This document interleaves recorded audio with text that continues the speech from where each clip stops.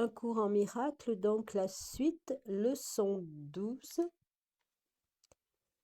Je suis contrariée parce que je vois un monde insignifiant.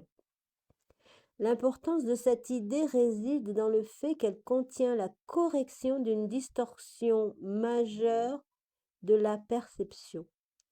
Tu penses que c'est un monde effrayant qui te contrarie.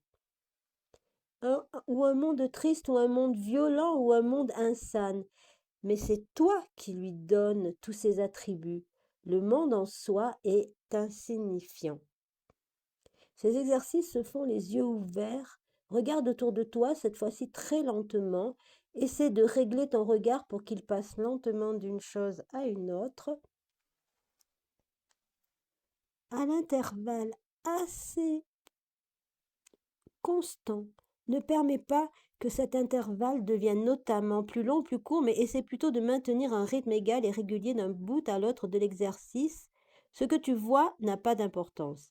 C'est cela que tu t'enseignes en accordant une attention égale et un temps égal à tout ce sur quoi ton regard se pose. C'est une étape initiale pour apprendre à accorder à toute chose une valeur égale. Ça s'appelle l'équanimité. Donc, en regardant autour de toi, dis-toi, je pense que je vois un monde apeurant, un monde dangereux, un monde hostile, un monde triste, un monde méchant, un monde fou, et ainsi de suite, en utilisant les termes descriptifs qui te viennent à l'esprit.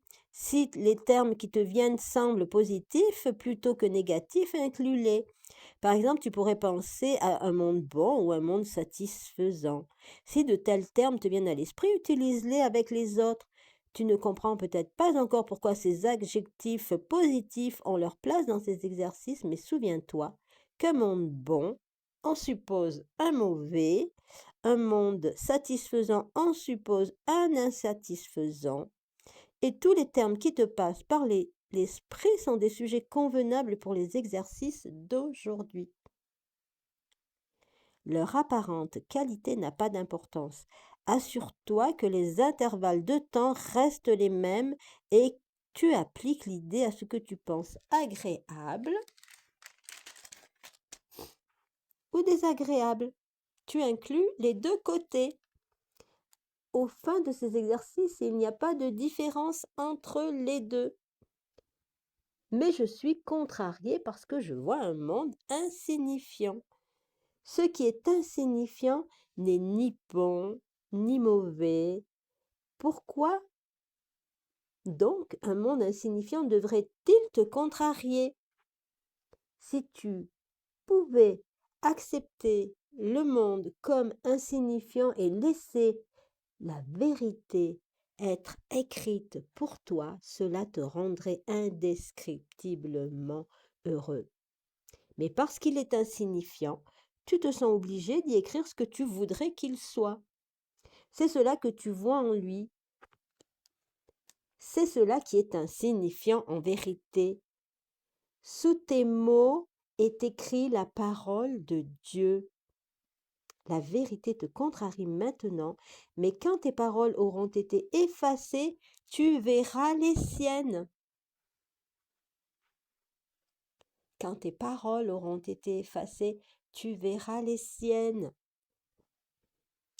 Voilà le but ultime de ces exercices.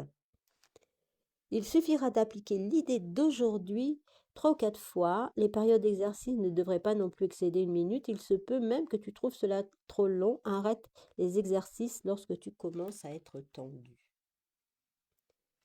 L'idée d'aujourd'hui, donc, de cette leçon 12, c'est que tu as projeté tes idées, tes pensées sur ce monde et elles cachent les pensées de Dieu. Voilà pour cette leçon 12. Je suis contrariée parce que je vois un monde insignifiant.